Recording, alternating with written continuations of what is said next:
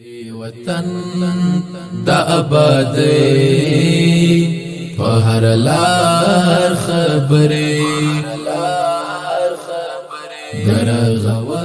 دا د کندهار ښار اومه ناحیه اوم ګذر د غازي کلی دی او د کار خبرې درغوا څه موده مخکې کندهار ښاروالي د دغه کوڅې د کانکریټ کولو چارې راپیل کړې چې تقریبا تر دې دمه یې 80% کار مخته تللی دی دغه کوڅه چې تقریبا 650 متره اوږدوالی او 15 متره بردوالی لري په هر لار خبرې دغه کوڅې په کانکریټ کولو سره 140 کسانو ته د کار زمینه برابره شوې ده چې 14 کسان په مسلکي ډول او 130 کسان په غیر مسلکي ډول کار کوي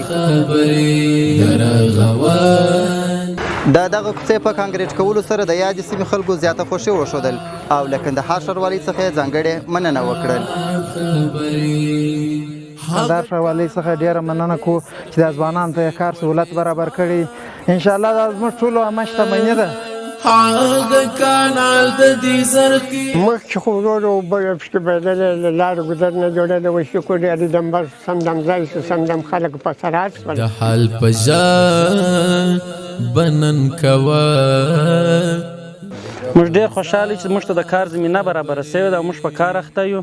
خو دوی ته د خدای وس توفیق نور هم ورکړي چې موږ دغه وکړو چې دا کوڅې نور هم دغه کړي او زموږ کشران دا بیکاره خلک چې دي پر کار پر زمینه برابر شي د دې وطن د آبادۍ په هر لار خبرې درغوا